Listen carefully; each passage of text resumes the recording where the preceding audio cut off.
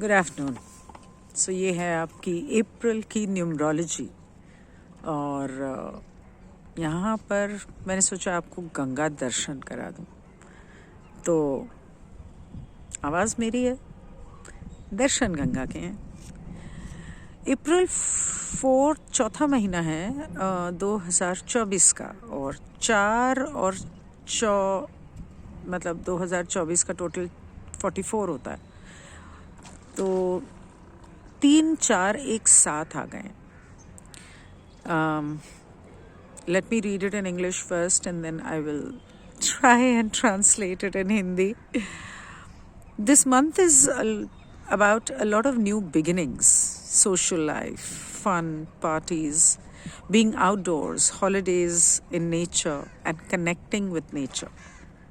मतलब कि इस महीने बहुत सारे सेलिब्रेशंस, पार्टीज़, एंगेजमेंट्स, शादियाँ बहुत सारी होंगी। अब वो ज़रूरी नहीं है कि हिंदू तिथि के हिसाब से होती हैं इसलिए, लेकिन जनरली वर्ल्ड ओवर ऐसा काफ़ी होगा। बहुत सारे लोग ट्रैवल भी करेंगे, हॉलीडेज़ भी करेंगे, पार्टी भी करेंगे। और ये महीना ये है कि आप कुदरत के साथ कनेक्ट हों, नेचर के साथ कनेक्ट हों, जंगलों में, पहाड़ों में, नदियाँ, समुद्र, इनके साथ कनेक्ट हों, खास करके जंगल और पहाड़। इसके अलावा it will be a karmic month when a lot of unresolved issues will come up।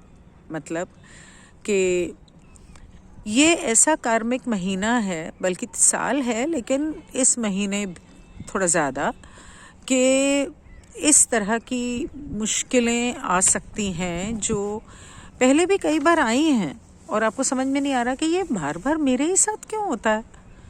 पहले भी किसी ने मेरे साथ ऐसा किया, अब फिर कोई मेरे साथ ऐसा कर रहा है। इसका मतलब कि वो बार बार ब्रह्मांड आपको कोई चीज़ सिखाने की कोशिश कर रहा है कि तुम ये गलती कर रहे हो, तो अब इस बार इस गलती को दोहराओ मत। They are coming up to get flustered and worked up. They are not coming up। मतलब वो मुश्किलें इसलिए नहीं आ रही हैं कि आप परेशान हो जाएं, वो इसलिए आ रही हैं ताकि आप सीखें कि वो क्या है जो आप अब तक सीख नहीं पा रहे।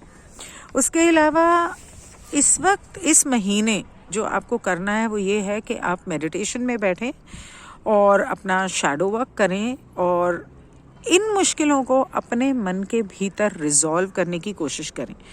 शैडो वर्क एंड रिजॉल्व करने का मतलब है कि अपने मन के भीतर अपनी अच्छाइयों और बुराइयों को जानें और उनको अपने अंदर से निकालें।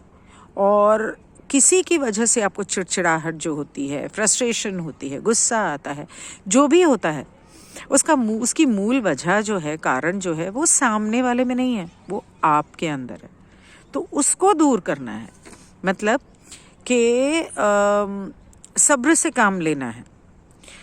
अपने आत्मा के अंदर से ये सारी कांटों को निकाल के बाहर फेंकना है।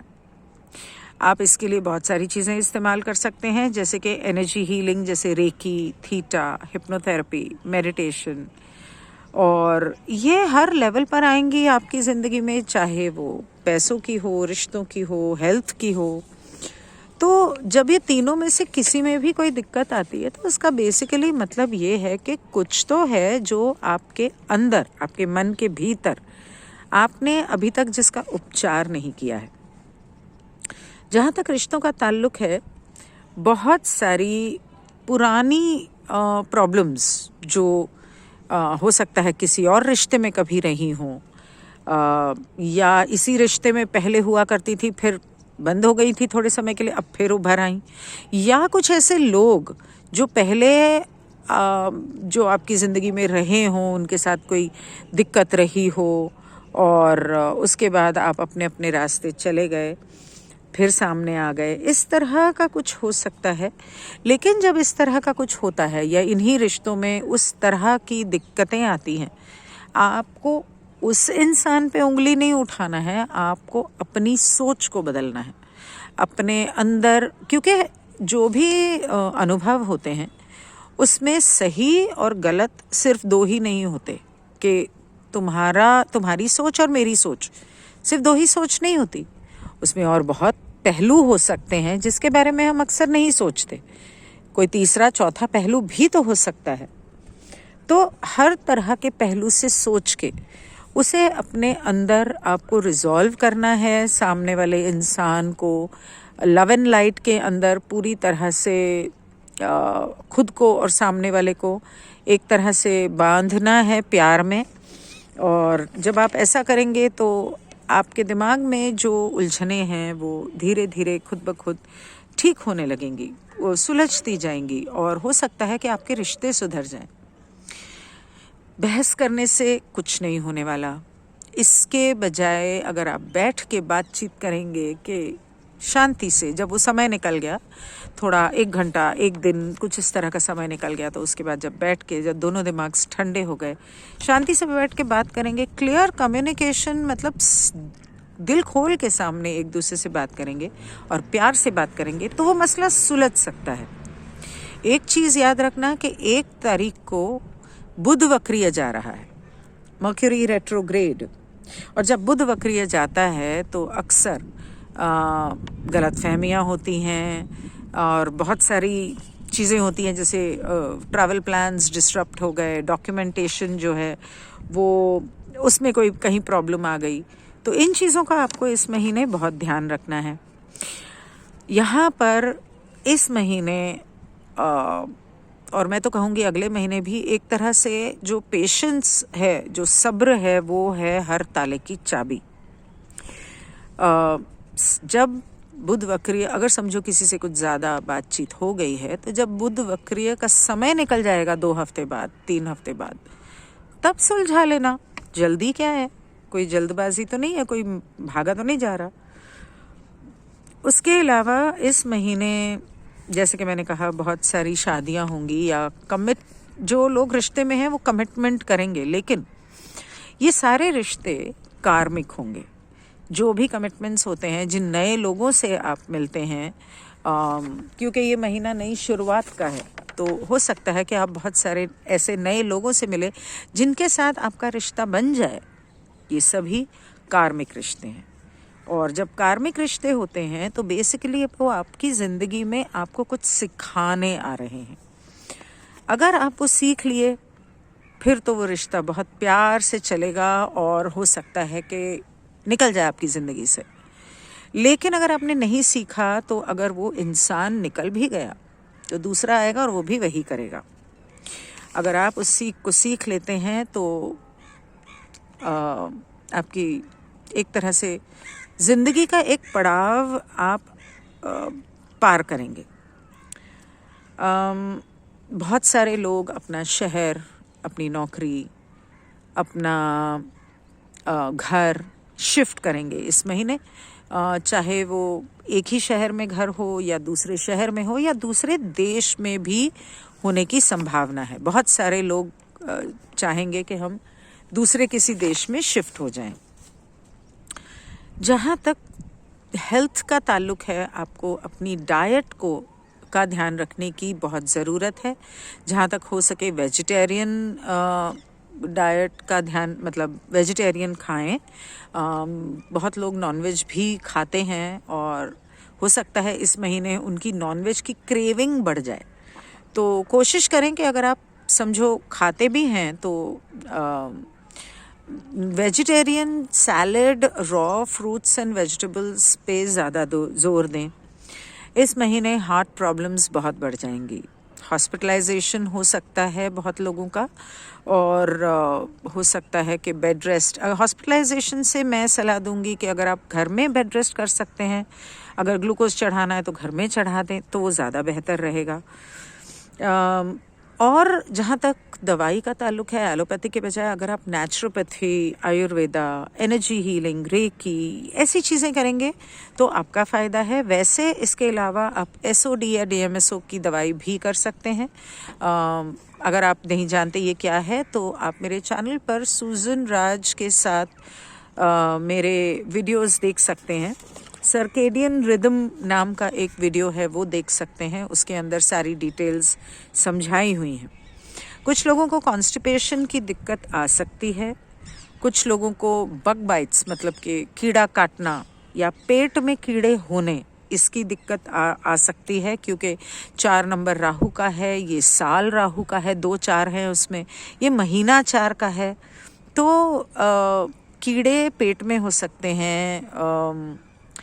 ऐसे तो कहा जाता है कि कीड़े बहुत तरह के होते हैं और जगह जगह होते हैं शरीर में, लेकिन let's stick to intestinal worms. तो इनको निकालने के भी बहुत सारे तरीके हैं। इस वीडियो के एंड में मैं कुछ रेमेडीज़ बताऊंगी। फ़िलहाल इसके बारे में बात करते हैं। अगर किसी को सांप के काटने की वजह से या बिच्छू के काटने की वजह से कोई दिक्कत आती है, तो आप उसके लिए आयुर्वेद भी कर सकते हैं। ऐसी बहुत सारी चीज़ें होती हैं जो इमिजिएटली अगर की जाएं तो वो इमिजिएटली जहर को निकाल देती हैं शरीर से। यहाँ पानी में मछलियाँ हैं जो नीचे से बार बार उछल कर बाहर आ रही हैं। इसके अलावा प्रेगनेंसीज होंगी इस महीने, काफ़ी लोग प्रेग्नेंट होंगे, लेकिन जहाँ पर प्रेगनेंसीज होंगी वहीं मिसकैरेज या अबॉर्शंस का भी खतरा रहेगा। इसलिए अगर आप प्रेग्नेंट होते हैं या आप प्लान कर रहे हैं तो इस चीज़ का थोड़ा सा ध्यान रखना। अब आते हैं फाइनेंस के ऊपर। फाइनेंस कुछ जैसा कि मैंने कहा कि रेमेडीज़ हैं, वो मैं एंड में बताऊंगी। वैसे इस महीने फाइनेंस आम तौर पे ज़्यादातर लोगों का बेहतर होगा। जो लोग नौकरी ढूंढ रहे हैं उन्हें नौकरी मिल जाएगी। अगर किसी की नौकरी छूट भी जाती है तो ये हो सकता है कि वो पार्टनरशिप में बिजनेस शुरू कर लें, या उन्हें दूसरी नौकरी भी मिल जाएगी और नौकरी के सिलसिले में ही वो हो सकता है कि शहर या देश बदलें। जिन लोगों का काम बढ़ेगा इस महीने, आप कह सकते हैं, वो है events, resorts, restaurants, hotels, wedding events, doctors, surgeons, heart surgeons, hospitals, packers and movers, airlines, taxi, like rent पे टैक्सी वैक्सी जो वो काम होता है, प्लांट नर्सरीज और हर्बोलॉजिस्ट्स, आयुर्वेद, एनर्जी हीलर्स।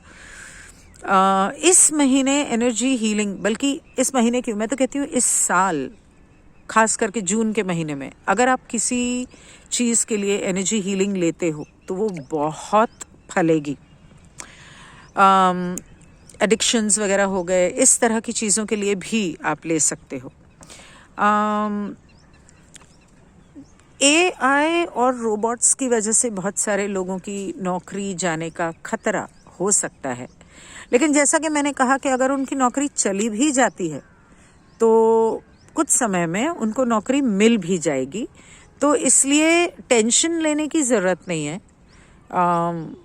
बहुत ऑप्शंस हैं दुनिया में और बहुत देश और शहर हैं दुनिया में। फार्मर्स की जो प्रॉब्लम है वर्ल्ड ओवर है, वो सिर्फ इंडिया में नहीं है।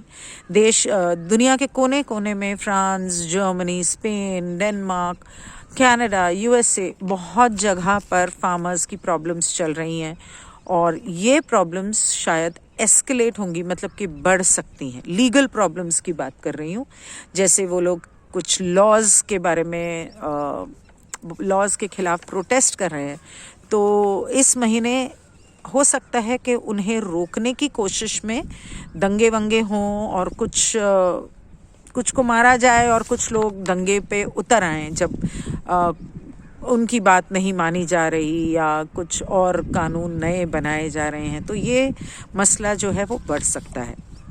अब एंड में आते हैं रेमेडीज़ के ऊपर। रेमेडीज़ का मतलब है कि क्या तोड़, आप ऐसा क्या कर सकते हैं कि आपकी ज़िंदगी में मुश्किलें ना आए। तो एक तो जो अंधों का कोई स्कूल या इंस्टीट्यूशन है, कोढ़ियों का है, हैंडीकैप्ड लोगों का है, अगर इनके इंस्टीट्यूशन में जाके आप कुछ खाना या जूते, कंबल, कपड़े, इस तरह की चीज़ें दे पाएँ तो वो आप कर सकते हैं। गाय को पालक या बच्चों को केले, गरीब बच्चों को या अनाथ आश्रम में केले दान कर सकते हैं, हरे केले। हल्दी या केसर मिलाई हुई खीर या मिठाई या चीज़ें आप किसी आश्रम में या गुरु को या स्कूल की टीचर को दे सकते हैं, या अपने बड़े बुजुर्गों को दे सकते हैं। एक तरह से अपनी सास और ननंद को सफ़ेद कपड़ा या सफ़ेद दूध या खीर या दही या पनीर या इनसे बनी हुई कुछ चीज़ें भी आप दे सकते हैं। सिर्फ सास और ननंद की बात कर रही हूँ। अब ये अपने रिश्ते सुधारने के लिए। उसके अलावा जो तबीयत ख़राब होने की, हॉस्पिटलाइजेशन की, हार्ट प्रॉब्लम्स की बात है, तो बहुत सारे लोगों को अचानक इस तरह से प्रॉब्लम्स आ रही हैं। किसी को पैरालिसिस हो रहा है, किसी को स्ट्रोक हो रहा है। तो मेरी सलाह से, जब क्या होता है ना, अगर कोई एक्सीडेंट या बीमारी लिखी है तो अगर आप 2 दिन आराम कर लें या रोज़ सुबह शाम 1 घंटा मेडिटेशन कर लें तो आप बेस्ट बेड रेस्ट या हॉस्पिटलाइजेशन से बच सकते हैं। अगर क्या कहते हैं उसे, सर्जरी या इस तरह का कुछ है तो बेहतर है कि आप एक हॉस्पिटल में जाकर वहाँ पर ब्लड टेस्ट कराएं, 1 बूंद खून की ज़मीन पर गिरा दें। तो उससे क्या होगा कि आपका खून बहना था, आपके शरीर को औजार लगना था, तो इंजेक्शन लग गया, खून बह गया, आपकी मुसीबत टल गई। अब ब्लड टेस्ट कौन से कराने हैं? ब्लड टेस्ट बेहतर होगा कि आप लिपिड प्रोफाइल, जिसमें लिवर फंक्शन भी आ जाता है, और साथ में डी डाइमर का टेस्ट कराएं। इसमें आपकी अगर कोई दिक्कत होगी तो वो सामने आ जाएगी, जिसका इलाज आप टाइम से कर लेते हैं। अगर ये प्रॉब्लम आती है तो मेरी सलाह है कि अगर आपके ब्लड टेस्ट ठीक नहीं आए तो आप डॉक्टर सुजन राज से कांटेक्ट करें। उस वीडियो के, डॉक्टर सुजन राज के वीडियो के नीचे उनका कांटेक्ट नंबर है, नहीं तो मेरे टेलीग्राम चैनल पर भी है। इसके अलावा जैसा मैंने कहा कि लोगों को पेट में कीड़े या इस तरह की दिक्कतें आ सकती हैं, तो आपको ये करना है कि सुबह उठते साथ ताज़ा नारियल का दूध निकाल कर उसको 1 गिलास बैठकर पीना है। वो आपके पेट के कीड़े निकालता है। दूसरा, सुबह उठ के अगर आप टमाटर में काला नमक लगाते हैं, ऑर्गेनिक टमाटर पे, वो पेट के कीड़े निकालता है। तीसरा, पपीते के बीज अगर आप सुबह उठ के पपीता काट के, उसके ऑर्गेनिक पपीता प्लीज़, उसके बीज निकाल के खा लेते हैं तो वो पेट के कीड़े निकालता है। तो इस तरह की चीज़ें आप कर सकते हैं। उसके अलावा सुबह उठ के अगर रोज़ हल्के गुनगुने पानी में या गर्म पानी में नींबू डाल के अगर आप पी सकते हैं, 1 नींबू, कम से कम 2-3 गिलास पानी, तो ये आपकी बॉडी से टॉक्सिन्स को निकालता है। आपकी स्प्लीन में, लिवर में, कहीं पर भी टॉक्सिन्स हैं वो निकालता है। और ये जनरली आपके बॉडी में गैस प्रॉब्लम हो या कुछ भी हो, उस तरह की चीज़ों को होने नहीं देता। तो ये एक बहुत अच्छा तरीका है जो मुझे एक बार एक वैद्य ने बताया था कि ये रोज़ करना चाहिए। अगर हफ्ते में 1 आध दिन आप फास्ट कर सकें तो इससे बेहतर तो कुछ हो ही नहीं सकता। उस दिन आप नारियल पानी पी सकते हैं, 3-4 पी लीजिए, चलेगा। और कुछ लोगों के लिए, क्योंकि अगर आप 44 को 4 में प्लस करें तो 48 होता है, और 4 को 8 में ऐड करें तो 12 नंबर आता है, जो सूर्य और चंद्र दोनों का है। एक तरह से ग्रहण है, और 8 अप्रैल को ग्रहण लगने वाला है। तो बेहतर होगा कि ग्रहण वाले दिन नहीं, पर आगे पीछे, हालांकि वो इंडिया में नज़र नहीं आएगा पर अमेरिका में नज़र आएगा। तो हर तरह के लोगों के लिए, हर जगह के लोगों के लिए मेरी सलाह होगी कि अगर आप सुबह 7 बजे से पहले सूरज को थोड़ा सा जल दे पाएँ तो आपके, मतलब ये जो तौर तरीके हैं, इससे आपके कुंडली के ग्रह भी सुधरते हैं। बेसिकली कुंडली में हर घर और हर रिश्ता हमारी ज़िंदगी में हमारे किसी न किसी ग्रह को दर्शाता है। तो जब हम अपने रिश्तों को प्यार से संजो के मतलब अपने रिश्ते जीते हैं तो हमारे ग्रह सुधरने लगते हैं, चाहे वो नीच का ग्रह क्यों ना हो या कमज़ोर क्यों ना बैठा हो, लेकिन हमारे ग्रह सुधरने लगते हैं। तो अगर माँ की इज्जत करेंगे तो आपके जो कुंडली में चंद्र है वो आपको परेशान नहीं करेगा। पिता की इज्जत करेंगे तो सूर्य आपको परेशान नहीं करेगा। जैसे अगर किसी का नीच बैठा है, कमज़ोर बैठा है, अगर